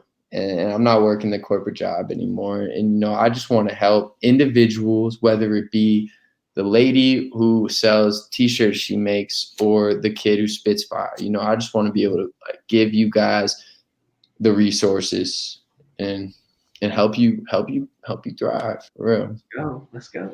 And before we get to Louie Puma, I do want to say this too. A lot of people shit on college education before going into music. Like, that's right. A huge part of it, though. Like, people don't realize that, like, the stuff that you guys learned outside of music actually helps with your music. Like, that's a lot of people overlook that. No, it's true. Mac Miller does a good job talking about that. I like when like Mac does a good job talking about like very non-hip hop things in hip hop, and I always like love that about him. Like one of Mac's lines where he like on the Good AM album, which critically acclaimed, was great, but it was like his most like non-Mac Miller album. Like, it was like the one that kind of hurt because it was like we were waiting, Mac, but I loved it at the end of the day. Like, because I love that album. What? I'll play the fuck out of that album. Oh my God, bro! That was my senior year of high school. I mean, I know every word to that album. And he said, "I could sell water to a ski slope." Like, this man's just talking about how he can sell anything to anyone. That's not like that. That's education. That's streets. That's merging the lane. Like, and that's what I feel like you're talking about, Corn. Is like, it doesn't have to be one way or the other. You can be college educated and spit bars. And that's facts. Yeah, I went a different route. I dropped out, but that's cool because just like I said earlier, like I was catching. Smart as hell. I didn't like start music till I came to Lynchburg. It was like a oh my gosh, what am I gonna do? Turn to writing. My brother would send me poetry every now and then, and like trying to like uplift my spirits. And I was like, let me get into this poetry. Like, I started writing a little bit. Never really wrote poems too much. I have written poems like throughout this journey, but definitely like, just started writing a lot and was like, I can't, it's just I wasn't paying attention in school as much as like I was going to school to be a physicist. Like I was a physicist. Like I was physics major for a year and a half, and then I changed to marketing, and then I was like, I'm just gonna pursue rap because I'm good at this and I love doing it. I wake up and I want to write. I stay up. So it's like, I seeing Brett, like, just with social media and like the way he's learned to like really like attack what he learned in school on his business end, because he was working a job for a news station, and like he was able to really like do some really cool stuff. And through that, like, you can tell that affects his work process too. Like the way he's organized, like a lot of like the organization that comes into rap music, like, man, you've taught me like quite a few things in organization that, but I respect schooling. And there's some things I don't really like agree with in the sense that I just wasn't good at because I personally have the attention span of I like, I just couldn't focus on certain things. A lot of it was focusing, and like I just personally couldn't do that without taking like prescribed for me Vyvanse. Like that was prescribed since I was a little kid, and like it doesn't work for everybody. There's definitely got to be different routes. I feel like to take early on. Shouldn't always just be public schooling off the back and like everybody's jamming in the classroom. I think like should definitely be different approaches for whatever category lane you fall in. But I do respect education and like like teaching the youth. And that's something, getting back on what we're talking about, giving back to hip hop. Would you give back to the hip hop, give back to the community? Like, yeah, I think it starts with the youth, honestly. Like, it's the next generation, you know, like you can try to fix or like give back to like, you know, your current, but, you know, I really do think it starts with the youth. And like, you know, I know a lot of people say that, but it's because it's true. Like, you know, you can affect these kids' lives like every day. These kids, like I said, the way that I look at people nowadays compared to how I looked at them when I was like 9 is completely different. Like, I still have a high respect for these people, but like when I was younger, like I looked at these people like they were untouchable. Like, I'm just like, oh my gosh. Like, that's why you see these artists, they freak out. They don't even they don't know what to say. They start speaking different languages. Like, and that's because it's a fresh mental. And, you know, if you not mold it, but if you I don't know, if you build it right, you know, these kids see right and they like want to do right, then like just great things come from that. And like Brett said, like you give these kids like, I was thinking like nowadays, the single movement, everybody's worried about like trying to look the cleanest, and like they're paying all this money so that they can only afford 2 hours in the studio. So all they can afford is a single time. All they can afford is to record a single. You know, like me buying my own equipment, I can record anytime I want to. 3:45 in the morning, I got a melody in my head. Get up, record, bang, it's there. You know, you can't just come to the studio and be like, yo, can I come to the studio? Like, I got crazy on me. Like, nah, man. Like, it's like you get these kids thinking about the process, right?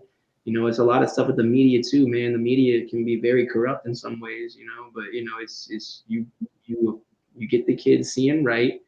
You get them working towards the right goals, and, you know, respect, being humble, and peace and love. Like, we all live on this earth. Like, you're my neighbor. Like, you know, that's how you give back, I think. And it's like I said, it's more than rap for me. Mm-hmm. It's more than rap. So it's like, it's giving back to the community. And like, you know, hip hop's a way to do it. And I feel like we found a dope way through hip hop to do it.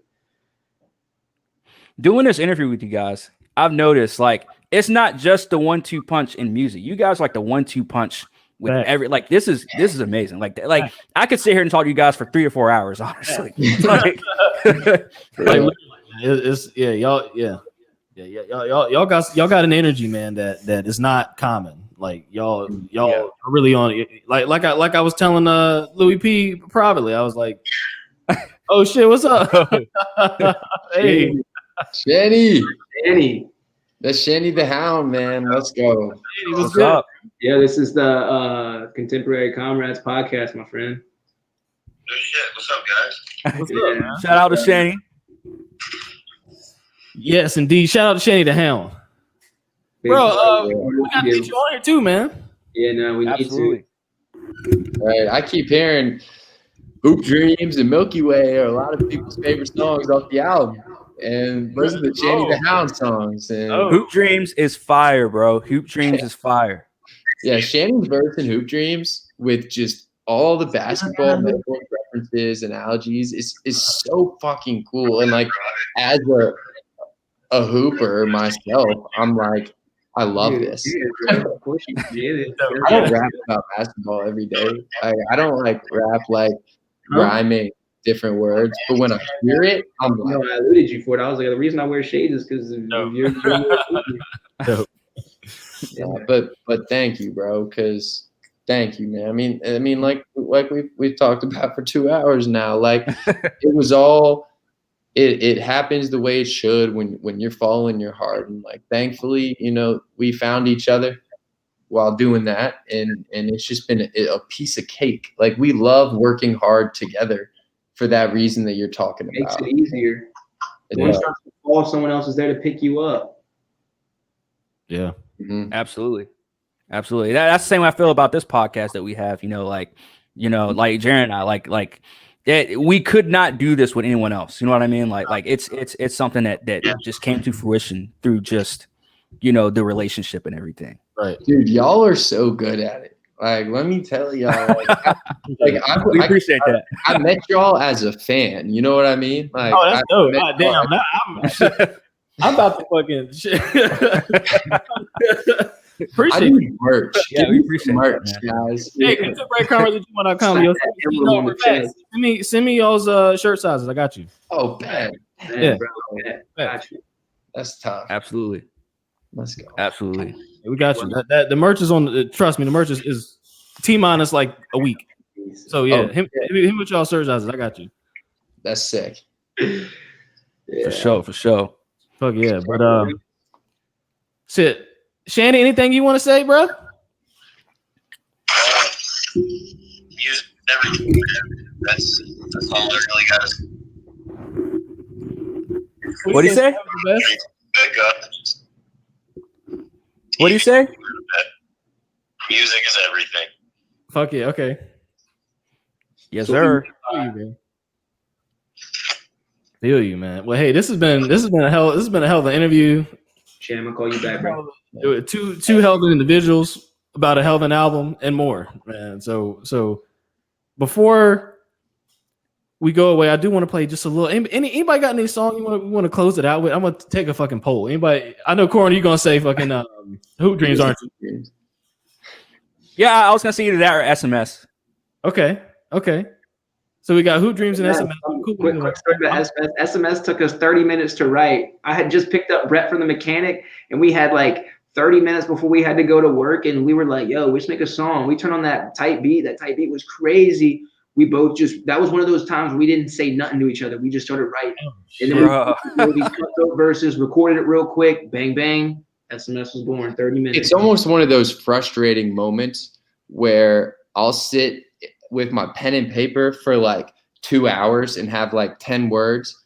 And then I'm like, but I wrote SMS in 15 minutes. And I'm like,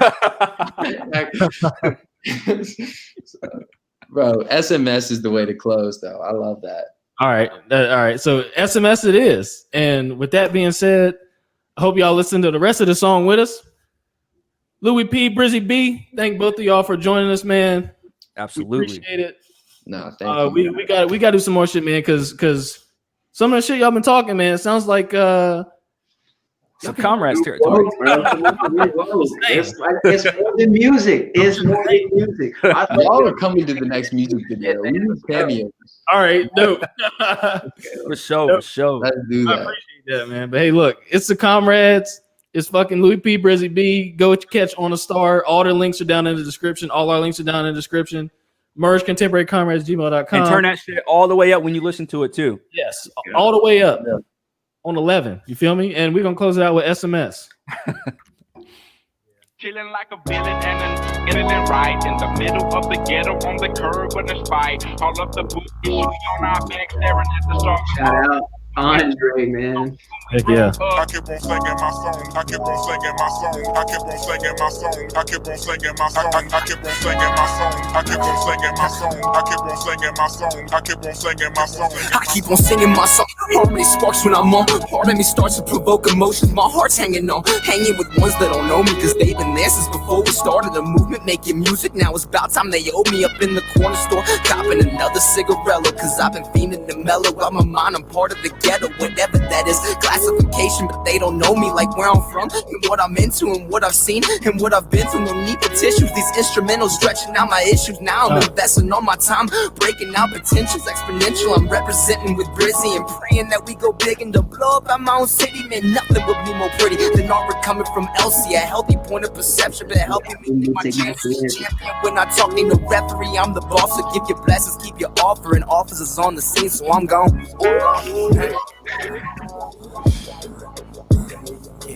Keep on singing my songs. I keep on singing my songs.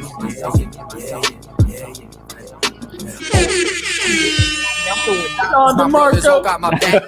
Now we won't fall. Remember fall when we were talking about taking them on a walk. You gave them looks through their own looking glasses, conquering their flaws. It was winning next. So outside, they lose in the yard. Freestyling some heat kept me at peace, but now we on a start. Visions of the summer, Puma, Brizzy taking off. Spring we went to open mics, deliveries on par. Like we need a tip, but need no tips. They all said that we with the shits, and soon we'll give the city hits. Scooping up my crew up in my little whip, getting lit. Head back to the studios, singing all the hits. we don't ever skip. Prison Puma always crisp, like snap, crackle, and pop, like brownie blue chips. Soon we'll be up top and popping, dropping all the shit. That's why I'm never stopping till my vocal reach 1,000 hits. The music way, the only way. Welcome to this trip. I'm your tour guide, of course. I came here with my fucking click. So let's for a glimpse of all this. This composure and this patience led to never shooting bricks. Steady flowing while I'm racing on my super hidden tricks. Cold brews and hella rips, maintaining on my element. Drops jewels like neither Nick. They can't stop the music, they can only give me reason. Keep that bopping music, yeah, our crew keep rocking to it. We work through for the summer 19 music. So join us now in singing all these songs from our team. It's Louie P and Prison B. Oh my God. Oh my God.